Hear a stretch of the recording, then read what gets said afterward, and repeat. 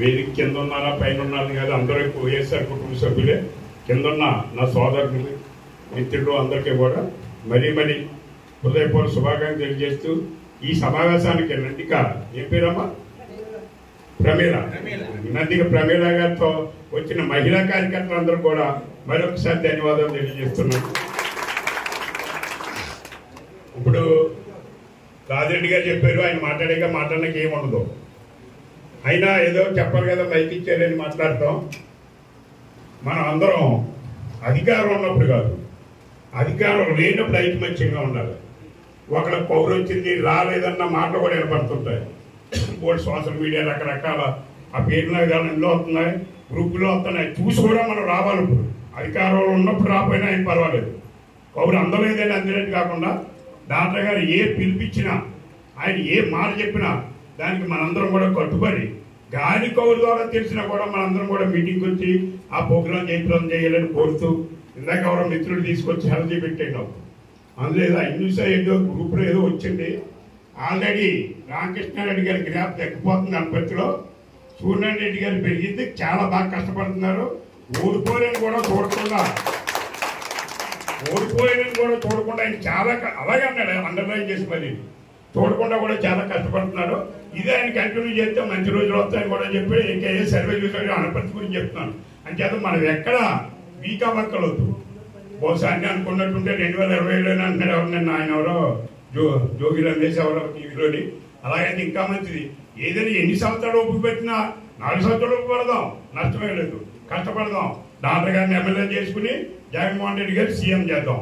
ఈ బాబు షూరిటీ మోస గ్యారెంటీ అన్నది మనకి తెలుసు, కుర్రోళ్ళకి తెలుసు. కానీ మంచి నా వయసు తర్వాత 50 ఏళ్ళ పైన ఉన్న వాళ్ళందరికీ అతను ఎంత మోసగాడో తెలుసు. అయినా మళ్ళీ మాయలో పడ్డామో, మాయలో పడేసారో, ఒకరు మిషన్లు అంటారు, ఇంకోటి అంటారు. అంచేత ఇవన్నీ తట్టుకుని మనం ఈ 4 సంవత్సరాలు కూడా గట్టిగా డాక్టర్ గారు వెనకాతుంది జగన్మోహన్ రెడ్డి గారు సీఎం చేసుకుని మన డాక్టర్ గారిని ఎమ్మెల్యేగా అత్యంత మెజార్టీతో గెలిపించాలని కోరుతూ సెలవు తీసుకుంటాం. డాక్టర్ గారు ఇస్తున్న ఇప్పుడు చెప్పాలి. 2019 ఎలక్షన్ అయిపోయాక 2 సంవత్సరాలకి డాక్టర్ గారు సీట్ ఇవ్వరు అన్నప్పుడు అందరూ బస్సులు ఆడుకున్నారు. కానీ ఎవరు డాక్టర్ గారు చెప్పలేదు. అందరూ కూడా అయిపోయి తర్వాత నేను ఒకసారి స్టేజ్ మీద డైరెక్ట్ గానే చెప్పాను, డాక్టర్ గారు మీకోసం ఇలా స్టేజ్ మీద మీకు సీట్ ఏమన్నారండి, దానికోసం అందరూ మన వాళ్ళందరూ కూడా ఇలా అంటారంటే వెంటనే స్టేజ్ దగ్గర చాలా మంది మీరు అలా మాట్లాడేసి నువ్వు అలా మాట్లాడేసంటే అవునండి బాబు అన్నారు. కానీ నిజం ఏంటంటే అందరూ బస్సులు ఆడుకున్నారు కాదా, డాక్టర్ గారు సీట్ ఇవ్వాలని అందరూ అనుకున్నారు.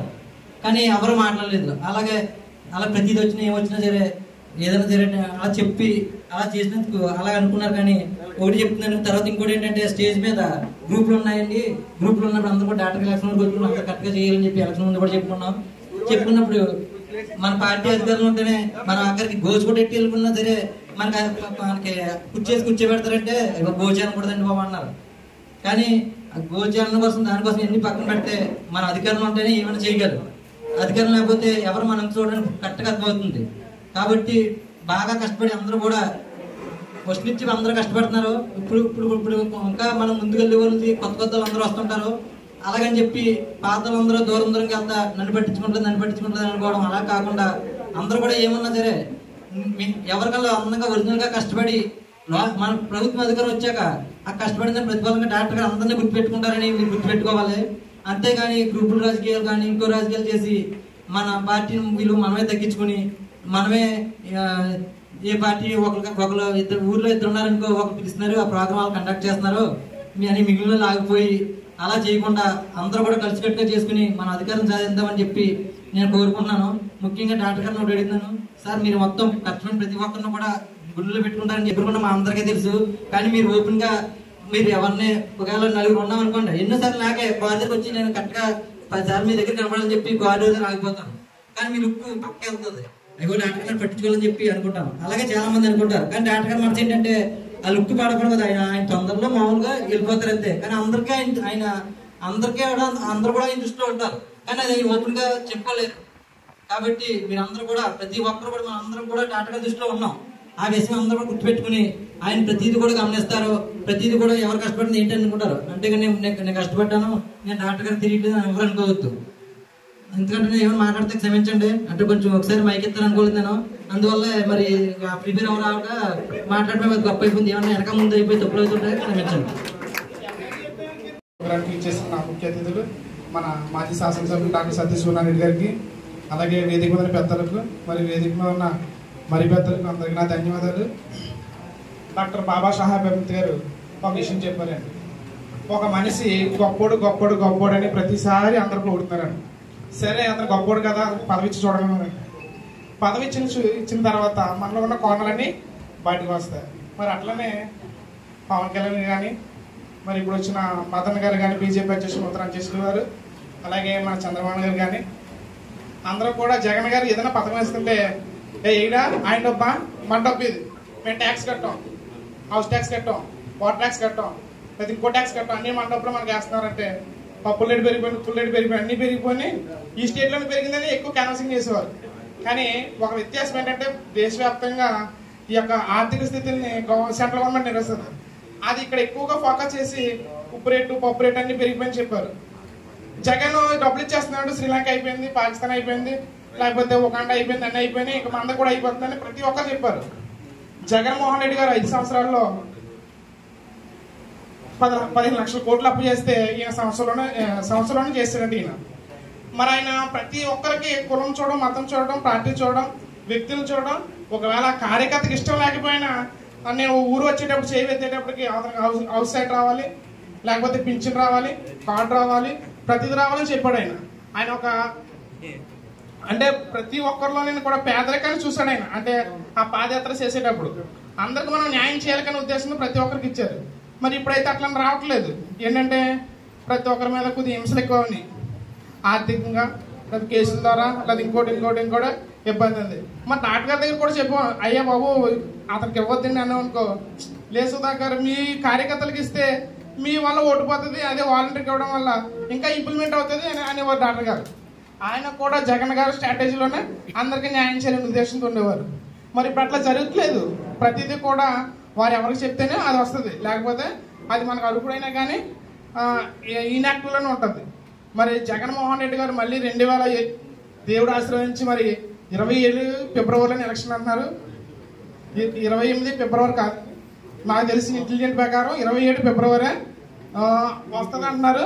దేవుడు ఆశ్రయించి మరి నాకు తెలిసిన సర్వే ప్రకారం కూడా ఈ తూర్పుగోదావరి జిల్లాలో డాక్టర్ గారి పేరు మొదటుంది, జక్కంపూడి రాజా గారి పేరు ముందుంది, తర్వాత దాడిశెట్టి రాజా గారిది, అట్లాగే మా గురువారీలు బోస్ గారి అబ్బాయిది కూడా ఫస్ట్ లిస్ట్లో ఉంది. వీరందరూ కూడా మొదటి లిస్టులోనే జనాల్లో ఎక్కువ గ్యాదరింగ్ కానీ, ప్రజా సమస్య మీద పోరాటం కానీ, లేకపోతే ఎవరికి ఇబ్బంది కలిగినా వారి దగ్గరికి వెళ్ళడం కానీ, మన డాక్టర్ గారు కానీ, మన రాజా గారు కానీ, దాడిశెట్టి రాజా గారు కానీ, బోస్ గారు కానీ ఉన్నారు. వీరందరూ కూడా మొదటి టికెట్లు వస్తాయి, డాక్టర్ గారు నగ్గుతారు, జగన్ గారు నగ్గుతారు, మరలా మనం అందరం కూడా వైఎస్ఆర్సీపీ జెండా ఎగరవేస్తాం. అందరికీ జై జగన్, జై డాక్టర్ గారు. ఉన్నటువంటి మాజీ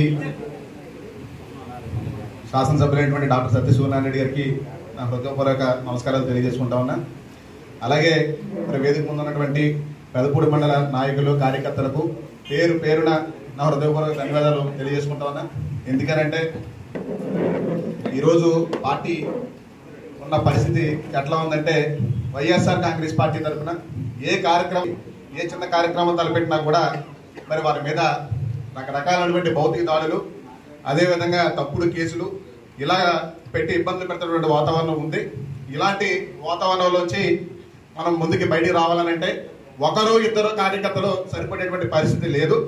ప్రతి ఒక్కరు వైఎస్ఆర్ కాంగ్రెస్ పార్టీ నాయకులు అంటే, కార్యకర్తలు అంటే గడప గడప నుంచి కూడా బయటికి వచ్చి ఈరోజు ఎదుర్కొంటేనే మనకు ఖచ్చితంగా కోసం నిలబడే పరిస్థితి తప్ప ఒకరు ఇద్దరు వస్తే ప్రతి ఒక్కరిని భయపడేటువంటి వాతావరణం ఉంది. ఈరోజు కనీసం మహిళలు చూస్తే అర్థమవుతా ఉంది. ఈరోజు వాళ్ళు బయటకు వచ్చారనంటే ఎటువంటి పరిస్థితుల్లో బయటకు వచ్చారంటే వాళ్ళు ఒక లేడీస్ గా ఉన్నటువంటి ధైర్యం కూడా మరి మన యువజనానికి ఎవరికి లేదని చెప్పి సందర్భంగా నేను అడుగుతా ఉన్నా. ఏ కార్యక్రమైనా కూడా 10లో 100లో కూడా అందరూ బయటకు వచ్చి కార్యక్రమాన్ని మరి విజయవంతం చేస్తేనే రేపు రాబోయే రోజుల్లో మన పార్టీ బలోపేతానికి వీలవుతుందనే విషయాన్ని ఎవరు మర్చిపోవద్దు. అదేవిధంగా మరి రాష్ట్ర యువజన విభాగ జాయింట్ సెక్రటరీగా నాకు పదవిని ఇచ్చినటువంటి జక్కంపూడి రాజన్న, అలాగే బైరెడ్డి సిద్ధార్థ రెడ్డి గారు, ఇలా మన తూర్పుగోదావరి జిల్లా అధ్యక్షులైనటువంటి చెల్లిపోయిన వేణు గారు, వీరందరూ కూడా మనకి ఏ సమస్య ఉన్నా కూడా మన డాక్టర్ గారితో పాటు వాళ్ళు కూడా ముందుకు వచ్చి మనకి అండగా నిలుస్తూ ఉన్నారు. కాబట్టి ఎటువంటి కార్యక్రమం కూడా విజయవంతం చేసే దిశగానే ప్రజలందరూ కూడా బయట రావాలని సందర్భంగా కోరుకుంటా ఉన్నా.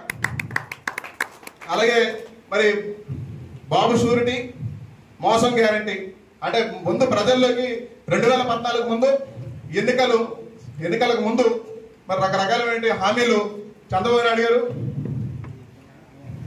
ఆ రోజున తెలుగుదేశం ప్రభుత్వం ఇవ్వడం జరిగింది. మరి 2014 తర్వాత ఎన్నికలైన తర్వాత వెంటనే ఆ పథకాలన్నింటినీ పక్కన పెట్టి మరి మహిళలకు ఆ రోజు డోక్రా రుణమాఫీ అని చెప్పి రైతు రుణమాఫీ అని చెప్పి ఇలా రకరకాల కారణాలు చెప్పడం, అధికారంలో రావడం, మళ్ళీ దాన్ని తిరిగి బోర్డు తిప్పేసినటువంటి పరిస్థితి ఆ రోజు ఉంది. మరి ఈ రోజు 2024లో కూడా అదే విధిగా సూపర్ 6 అని పేరు పెట్టి రకరకాల హామీలు ఇచ్చి ఈరోజు మనకి బాబు షూరిటీ జాబ్ గ్యారంటీ అని చెప్పేసి ఫస్ట్ ఒక బోర్డు మీద ముందే వెనకాల మోసం గ్యారంటీ అని చెప్పి ఒక బోర్డు మీద వెనకాల రాసుకుని ముందే వెనకాల ఉంది. మనకు తెలియదు ఆ విషయం.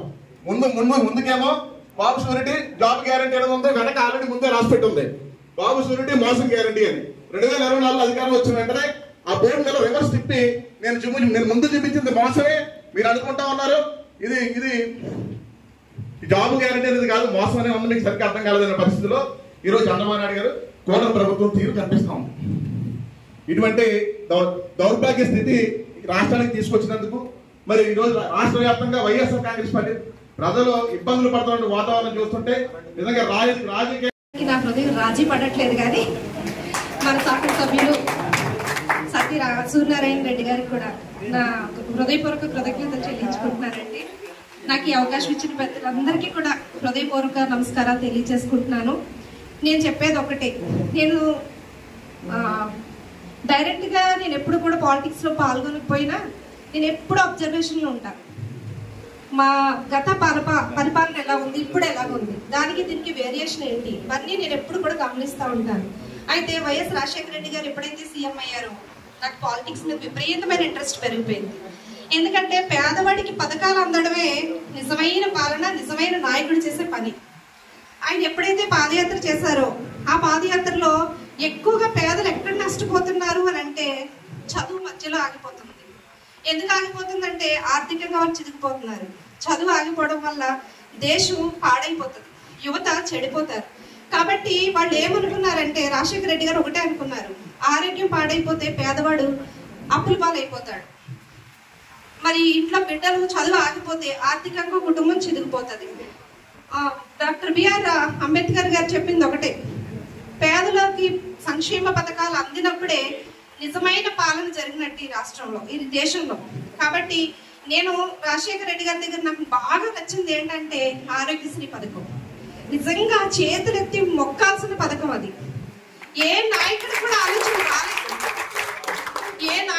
అలాంటి ఆలోచన రాలేదు. అరే పేదవాడు గుండె జబ్బుతో బాధపడుతుంటే కనీసం బాగు చేసుకోలేని పరిస్థితుల్లో ఉన్నాడని ఏ ఒక్క నాయకుడికి కూడా ఆలోచన రాలేదు. కానీ రాజశేఖర రెడ్డి గారు గుండె జబ్బుల్ని నయం చేయడానికి, ఫ్రీగా కూడా ట్రీట్మెంట్ చేయడానికి ఆరోగ్యశ్రీ పథకం పెట్టారు. అంత మాత్రమే కాదు, ఫీజు కూడా రీఎంబర్స్మెంట్ పెట్టి పిల్లలకి చదువు ఆగిపోకూడదని చెప్పి ఆయన ఈ పథకాన్ని కొనసాగించారు. ఆయన అది చేశాడు అని అంటే ఆయన కొడుకు ఆయన అడుగుజాడల్లో నడుచుకుంటూ ఒక్క అడుగు తప్పిపోకుండా, నాన్న 4 అడుగులు వేస్తే నేను 10 అడుగులు వేస్తానని చెప్పి ఆయన కూడా అదే పరిపాలన చేస్తూ, అసలు నిజంగా చెప్పాలంటే తండ్రి కొడుకులకి మనం జన్మంతా రుణపడి ఉండాలి. ఎందుకంటే పేదల పక్షాన్ని నిలబడిన వాళ్ళు సంపాదించుకోవాలంటే వాళ్ళకి రాజకీయాలు కావాలా, వాళ్ళకి వ్యాపారాలు తెలుసు. ఇప్పటి నుంచి కాదు, తాతలు తండ్రుల దగ్గర నుంచి వాళ్ళకి వ్యాపారాలు తెలుసు. వ్యాపారాలు చేసుకుంటే భారతదేశం వాళ్ళు నెంబర్ 1 అవుతారు. కానీ ఎందుకు వదిలి పెట్టేస్తారు వ్యాపారాలంటే పేదవాడికి సాయం చేయాలి, వాళ్ళకి సేవా దృక్పథం ఎక్కువ. ఎందుకంటే వాళ్ళు మొదటి నుంచి కూడా కుటుంబ సభ్యులు తాతల కాడ నుంచి కూడా వాళ్ళ కుటుంబం అంతా కూడా బాగా పేదలను ఆకట్టుకుంటూ, పేదల్ని పరిస్థితుల దగ్గర నుంచి గమనిస్తూ పేదలకు సేవ చేయడమే వాళ్ళకి తెలుసు. నాకు తెలిసినంత మట్టికి. ఇంకా జగన్ గారి విషయానికి వస్తే పాదయాత్రలో ఆయన అనేక విషయాలు చూశాడు, పేదల దగ్గర నుంచి చూశాడు. ముసలి వాళ్ళు పాపం ఎంత అవస్థలు పడుతున్నారో చూశారు. ఏదైతే వృద్ధాప్య పింఛన్ ఉందో దానికోసం వాళ్ళు పడిగాపులు కాస్తూ నా వరకు నేనేమనుకుంటానంటే స్కూల్కి వెళ్ళి వచ్చేటప్పుడు ముసలి వాళ్ళంతా పోస్ట్ ఆఫీస్ దగ్గర కూర్చుంటే నాకు బాధ అనిపించేది. వాళ్ళు ఇచ్చే దానికోసం వీళ్ళు రోజంతా పడిగాపులు కాస్తున్నారు, పాపం నడవలేకపోతున్నారని బాధ కలిగేది. ఆటో వాళ్ళు చాలా మంది ఫ్రీగా ఎక్కించుకుని తీసుకెళ్ళడం కూడా నేను చూశాను. ఇదేంట్రా ఈ కర్మ ఈ రాష్ట్రంలో అనుకున్నా. కానీ జగన్మోహన్ రెడ్డి గారు వాళ్ళ కోసం ఇంటికే పంపించారు. ఇది ఎంత గొప్ప విషయం అండి. ఎవరు ఆలోచిస్తారు అలాగా? నేను ఇస్తున్నాను తీసుకోండి అన్న వాళ్ళే తప్ప నేను నీ గడప దగ్గరికి వస్తాను, నీ గడపకి నేను ఇస్తాను, నువ్వు గౌరవంగా తీసుకోవని ఎవరు చెప్తారు? అలా చెప్పగలిగింది, ఆ పథకం తీసుకురాగలిగింది ఒక జగన్మోహన్ రెడ్డి గారి వల్ల అయ్యింది. ఇంకా చైనా దేశం చూసుకున్నా, అలాగే కెనడా దేశం చూసుకున్నా ఆర్థికంగా చాలా బాగా పరుగులు పెడుతుంది. ఎందుకు పరుగులు పెడుతుందంటే పెద్ద పెద్ద బంగ్లాలు కట్టరంటాడు, పెద్ద పెద్ద స్కూల్స్ కడతారు, ఫ్రీగా ఎడ్యుకేషన్ ఇస్తారు. మా దేశంలో పిల్లలు చదివితే, వీళ్ళు మంచి వక్తలుగా తయారవుతే, వీళ్ళ తెలివితేటలు ఇక్కడ ఉపయోగిస్తే నా దేశం బాగుపడుతుంది అనుకుంటారు. అదేవిధంగా జగన్మోహన్ రెడ్డి గారు కూడా చదువు మీద ఎక్కువ ఖర్చు పెట్టారు. మీ అందరికీ తెలుసు, పిల్లల్ని స్కూల్ పంపించండి, మీరు పనికి పంపించకండి, నెలకు 1000 రూపాయలు చెప్పిన నేను 15 నెలలు 15,000 మీకు ఇస్తాను అన్నాడు. తక్కువ చేశాడా? ఎవరికైనా 15,000 ఇచ్చాడు. సరే, అందులో 1000 రూపాయలు నాకు ఇవ్వండి అంటే తెలుగుదేశం వాళ్ళు ఆ 1000 రూపాయలు నీ జేబులోకి వెళ్తున్నాయా అన్నారు. 1000 రూపాయలు జేబులోకి వెళ్ళట్లేదండి. నేను ఒక చెప్తాను వినండి. పూర్వకాలం నుంచి కూడా సేవా దృక్పథం ఉన్న వాళ్ళు ఎవరైనా ఫ్రీగా చేసేసేవారు, కానీ 1 రూపాయి ఇమ్మని చెప్పేవారు. ఎందుకో తెలుసా? నేను ఫ్రీగా చేశానని చెప్పడానికి కాదు, అక్కడ తన గొప్పతనం చెప్పుకోవడానికి కాదు, ఆ 1 రూపాయి కూడా తిరిగి మీకు సంక్షేమం అందించడానికి, అలాగే స్కూల్స్ బాగు చేయడానికి అని చెప్పారు ఆయన. దాన్ని కూడా చాలా మంది తప్పుపట్టారు. సరే, అయితే స్కూల్ పంపించండి డబ్బులు ఇచ్చేస్తానన్నంత వరకు ఆగిపోలేదండి. ఒక తండ్రి ఒక బిడ్డను స్కూల్లో జాయిన్ చేస్తే ఎంతగా ఆ బిడ్డ కోసం తప్పిస్తాడో, స్కూల్ బ్యాగ్ దగ్గర నుంచి, షూ దగ్గర నుంచి, పుస్తకాల దగ్గర నుంచి అన్ని ఎంత క్వాలిటీ అందించాలని ఒక తండ్రి భావిస్తాడో, అలాగా రాష్ట్రానికి ఒక తండ్రి మాదిరిగా జగన్మోహన్ రెడ్డి గారు ప్రతి ఒక్క బిడ్డని అడాప్ట్ చేసుకున్నారు. అవునంటారా కాదంటారా? చేతనైనడు చేసుకుంటా పోతాడు, చేతకానడు చెప్పుకుంటూ పోతాడు.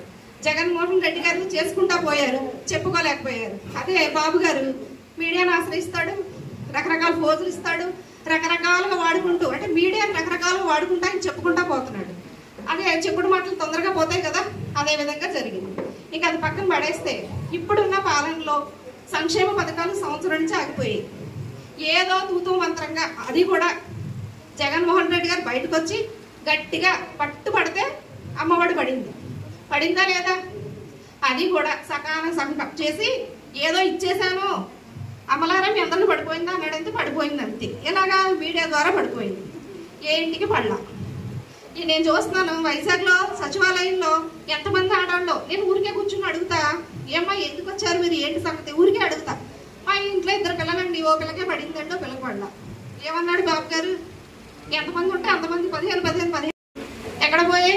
అప్పుడు 1000 రూపాయలు తీసుకుంటే నువ్వు నీ జేబుల్లోకి అన్నప్పుడు 2000 అడుగుతున్నావు, ఇది ఎవరి జేబుల్లోకి? అడగాలి కదా. అందుకే నేను చెప్తున్నాను, జగన్మోహన్ రెడ్డి గారి గొంతుగా మనందరం మారాలని నేను అనుకుంటున్నా. దేశ రాజకీయం యువత చేతిలో ఉంది. నేను ఒకటే భావిస్తా, యువత ఇప్పుడు ఎలా ఉందంటే ముద్ర ఊగుతుంది. యువత సెల్ ఫోన్కి బానిసలు అయిపోయింది. యువత అంతా కూడా నిజంగా నా దేశాన్ని నేను బాగు చేసుకోవాలి, నా రాష్ట్రాన్ని నేను బాగు చేసుకోవాలి అని మీలో ప్రతి ఒక్కరూ అనుకుంటే దేశం నిజంగా ఎవడో వచ్చి ఏదో చేయడండి, ఎవడో రావాలి మాకు ఏదో చెయ్యాలి, ఇది చాలా తప్పు. 1000 అడుగులు వేయాలన్నా 1 అడుగుతోనే ప్రయాణం స్టార్ట్ అవుతుంది. నేను దాన్ని ఖచ్చితంగా నమ్ముతాను. నేను రాజకీయాలకు రావాల్సిన అవసరం లేదు నిజం చెప్పాలంటే. కానీ నాకు కలిగిన బాధ ఏంటంటే, ఎంతకాలం ఇలాగ ఎవడో వస్తాడు ఏదో చేస్తాడని చూస్తారు. మనలో మనం ఏం చేయలేమా? మనకు లేదా దమ్ము? మనకుంది దమ్ము, కాకపోతే నిర్జీవ స్థితిలో మనం పడిపోయి ఉన్నాం అంతే. జగన్మోహన్ రెడ్డి గారు ఒక యువకుడై ఉండి రాష్ట్రాన్ని దేశం అంతా రాష్ట్రం వైపు చూసే పరిస్థితిలో తీసుకొచ్చాడు. ఆయన ఒక్కడేగా వచ్చినప్పుడు, ఆయన ఒక్కడే. ఇప్పుడు బోల్డ్ సైన్యం తయారైంది. ఈ సైన్యం అంతా ఆయన అండగా ఉంటే 28 రాష్ట్రాల్లో మన Andhra Pradesh head of the states లో ఉంటది అనమాట. నా ఆశ ఏంటంటే దేశం మొత్తం రాష్ట్రం వైపు చూడాలి. చూస్తే నాకేమనిపిస్తుంది, అప్ప నా ఆంధ్రప్రదేశ్ అని చెప్పాలనిపిస్తుంది. 26 జిల్లాల్లో తూర్పుగోదావరి జిల్లా హెడ్గా ఉండాలనుకుంటా. అలా ఉన్నప్పుడు నాకు 1000 కోట్ల ఆస్తి కలిసి వచ్చినట్టు ఉంటుంది. నిజంగా చెప్తున్నా, కల్లో కూడా నాకు అదే భావన. సీఎంగా జగన్మోహన్ రెడ్డి గారిని సీఎంగా చూసుకోవాలి, దేశం అంతా నా రాష్ట్రం వైపు చూడాలి. మీలో ప్రతి ఒక్కరు అనుకోండి, నా రాష్ట్రం, నా దేశం, నా జిల్లా, నా కుటుంబం, నా వైఎస్ఆర్ పార్టీ, నా అన్న జగన్ అని మనలో మనం అనుకుంటే ఇది అంత పెద్ద కష్టమైన పని ఏం కాదు. దేన్నైనా ఈజీగా చేయొచ్చు. లేదా చెప్పండి. ఇప్పుడు తెలుగుదేశం వాళ్ళు చాలా విపరీతంగా వాళ్ళ అదుపు చేయలేకపోతున్నా, అది అందరికీ తెలిసిన విషయమే. నా వరకు నేను చాలా కూడా ఫేస్ చేశాను. అయితే నేను ఒకటే అనుకుంటా, ఏనుగు పాపం తన పని తను చేసుకుంటూ వెళ్ళిపోతూ ఉంటుంది, వెనకాల 10 కుక్కలు ఒరుగుతూ ఉంటాయి. ఒరుగుతాయా? ఎందుకు? బలమైన ఏనుగుని చూసి కుక్కలేమవుతాయి, ఒరుగుతూ ఉంటాయి. పాపం అదేం మాట్లాడదండి, వెళ్తా ఉంటుంది. అదే ఒక్కసారి వెనక్కి తిరిగి గేంకరిస్తే కుక్కలు ఉంటాయి అక్కడ, పారిపోతాయి. మనం కూడా ఏనుగులు లాంటి వాళ్ళం. ఎందుకంటే మన అన్న మనకి కొండంత అండ, అవునా? సో జగన్మోహన్ రెడ్డి గారు మన అన్న, ఆయన మనకు ఉండగా మనకు భయం ఎలా? సో ఈ కుక్కల్ని తరిమి కొట్టాలి అని అంటే మనం ఒక సింహంలాగా, ఒక ఏనుగులాగా మనం ఉండాలి. ఫస్ట్ మనం బలంగా ఉండాలి, మనం ధైర్యంగా ఉండాలి. ఎవరికి భయపడి తల ఉంచే పరిస్థితే లేదు. నేనైతే చాలా ధైర్యంగా చెప్తా. నన్ను ఎవడైనా ఎదుర్కొంటే తెలుగుదేశం వాడికి ఇదే చెప్తాను నేను. ఏం పీకుతారా? ఇదే చెప్తా. నాకు అసలు భయం లేదు. నేను భయపడను దేనికి కూడా. ధైర్యం కలిగి ఉండండి. ఎందుకంటే చచ్చిన కుక్కల్లా పడి ఉండడం కంటే ధైర్యంగా ఎదుర్కోవడం చాలా గొప్ప విషయం. ఎక్కడైనా యుద్ధం చేసి గెలిపించి చచ్చిపోతే గొప్పతనం, కానీ ఓడిపోయి పారిపోవడం గొప్పతనం కాదు, గొప్ప విషయం కాదు. నా వరకు నేను ఒకటే అనుకుంటా, చివరి వరకు పోరాడతా. నాకు ఓపిక ఉన్నంత వరకు పోరాడతా. ఏది వెనకంజ వేయను. నా పిల్లలకి నేను అదే నేర్పిస్తా. చివరి వరకు పోరాడండి. పోతే ప్రాణమే పోతుంది, ఏం పర్లేదు. ప్రాణం పోయే చివరి క్షణం వరకు కూడా ధైర్యాన్ని విడిచిపెట్టొద్దని చెప్తాను. మనం కూడా ఈ రాష్ట్రంలో చాలా ఇబ్బందికరమైన పరిస్థితులు కూడా రాష్ట్రం వెళ్తుంది. అందుకే నేను అనుకున్నా, ఇలా లోపల కూర్చుంటే పని అయ్యేది కాదు, బయటికి వెళ్ళాలి. మన యువకుల్ని లేవనెత్తాలి. వాళ్ళలో నిద్రావస్థలు ఉన్న వాళ్ళ శక్తినంతా, అనగారిపోతున్న శక్తినంతా బయటకు తీయాలి. నేను ఒకటే చెప్తాను, జగన్మోహన్ రెడ్డి గారు మనం వెనుకున్నారు. యువతరం అంతా ముందుకు వెళ్ళండి. దేశానికి దిశానిర్దేశం మనమే, అది గుర్తుపెట్టుకోండి. కాబట్టి మన అందరం కష్టపడితేనే మన పార్టీని ముందుకు తెచ్చుకోగలుగుతాం. ఇప్పుడు న్యాయంగా జరిగిందనుకోండి ఎలక్షన్, ఓడిపోతే అరే ఓడిపోయాము అనుకోవచ్చు. ఎలక్షన్ న్యాయంగా జరగలేదు కాబట్టే ఓడిపోయాం, కాబట్టే కాస్త బాధ ఉంది. కానీ భయపడాల్సిన అవసరం ఏమీ లేదు. మళ్ళీ దేవుని దయ ఉంటే, మళ్ళీ 2027లో ఎలక్షన్ ఉంటే, మనందరూ ఇప్పటి నుంచే సిద్ధంగా ఉంటే, జగనన్న మనకు అండగా ఉన్నారు. మన పార్టీ మళ్ళీ తిరిగి వస్తుంది. ఆ రోజు మనం ఏంటో చూపిద్దాం. గుర్తుపెట్టుకోండి, మిమ్మల్ని ఎవడైనా ఒక మాట అన్నాడేమో గుర్తుపెట్టుకోండి. మీ చుట్టూ మిమ్మల్ని ఎవరైనా ఇబ్బంది పెడతాడేమో గుర్తుపెట్టుకోండి. మన పార్టీ వచ్చిన తర్వాత వాడికి మనమేంటో చూపిద్దాం. ఓకేనా? జోహార్ వైఎస్ఆర్, జోహార్ వైఎస్ఆర్, జై జగన్, జై జగన్, జై హింద్.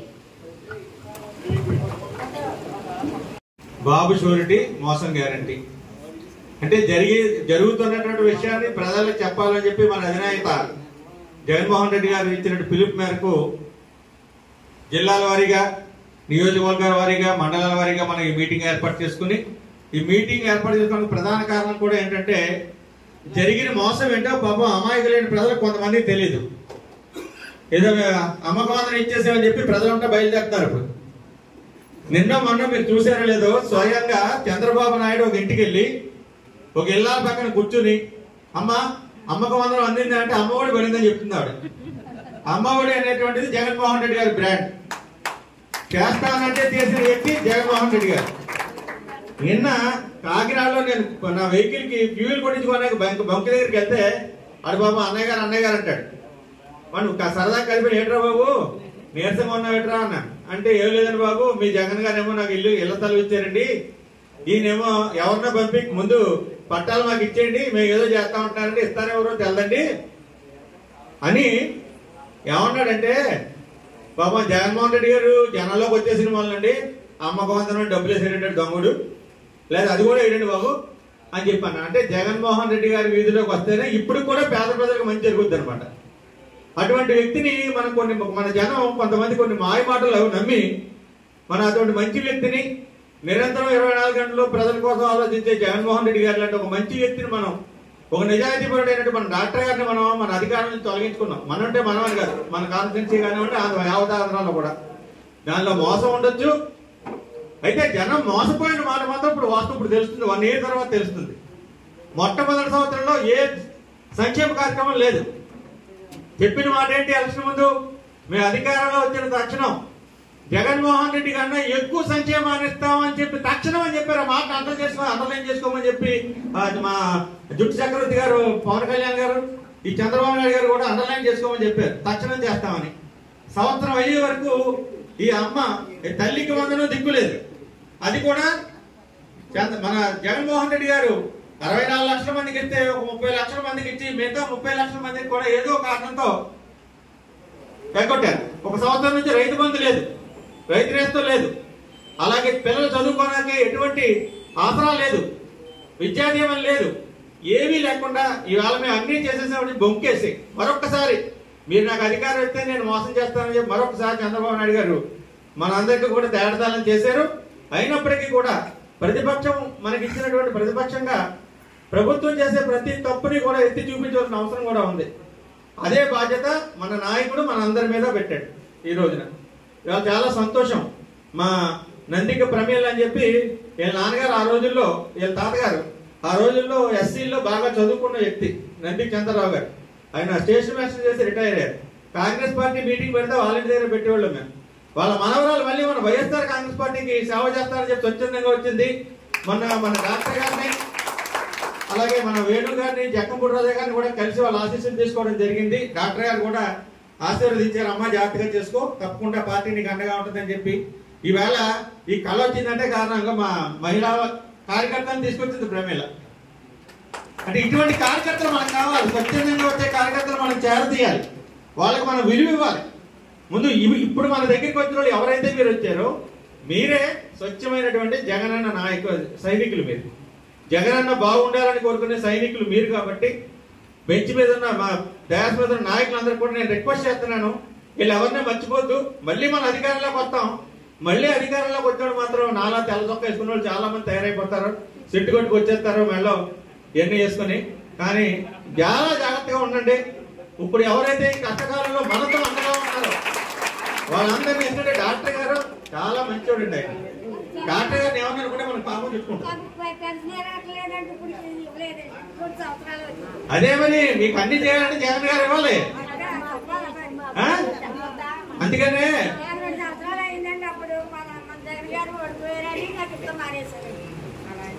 ఆ వేళ మామిడిలో 14 రాణిలు అయితే ఏమీ లేదు. ఎందుకంటే ఇక్కడ మామిడి నాయకులందరూ ఇక్కడ ఉన్నారు. మా శ్రీలంక రెడ్డి, తాతయ్య కాపు, ఏరికాపు గారు వీళ్ళందరూ మేమంతా తీసిందే.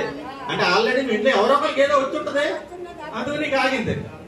మళ్ళీ మరి మీరు అందరూ జగన్మోహన్ రెడ్డిని గెలిపించుంటే మళ్ళీ మీలాంటి వాళ్ళు అందరికీ ఇస్తారు. ఆయన మీకందరి కోసం ఉన్నవాడే జగన్మోహన్ రెడ్డి అన్నవాడు. తప్పులేదు, సమస్య చెప్పుకోవడంలో తప్పులేదు.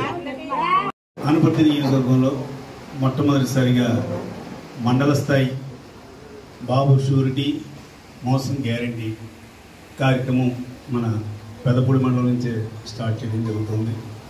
అందులో భాగంగానే మరి ఈ కార్యక్రమానికి మరి వేదిక పైన ఉన్నటువంటి పెద్దలు ముత్తేశ్వరరావు గారికి, రావు గారికి, వెంకటరెడ్డి గారికి, శ్రీ వెంకటరెడ్డి గారికి, రాజారెడ్డి గారికి, అదేవిధంగా మరి యువత నాయకులు విజయరెడ్డి గారికి, వైస్ ప్రెసిడెంట్ రాజారెడ్డి గారికి, ఎంపీటీసీ వీరెడ్డి గారికి, మరి ఈ కార్యక్రమానికి ఇచ్చేసినటువంటి వివిధ గ్రామాల నుంచి ఇచ్చేసినటువంటి నాయకులకు, కార్యకర్తలకు అందరికీ కూడా ముందుగా నా హృదయపూర్వక నమస్కారం తెలియజేస్తాను.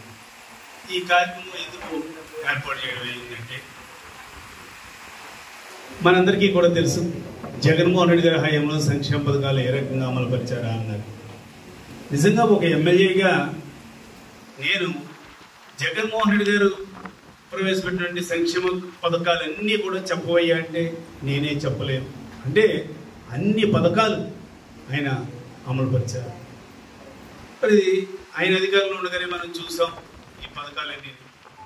అప్పట్లోనే తెలుగుదేశం మరియు ఈ కూటమి నాయకులందరూ కూడా రకరకాల వాగ్దానాలు ప్రజల్ని వెర్రెత్తించేశారు. వాడు మేము వస్తే అది చేస్తాం, ఇది చేస్తాం, దీనికి 2 3 4 మీకు సంక్షేమం ఉందని ప్రజల్ని వర్గం చెప్పంటే మాయ చేశారు, మాయలో పడ్డారు. మన అందరికీ కూడా ఒక సామెత గుర్తుంటుంది, మరుపన్నది మానవ సహజం.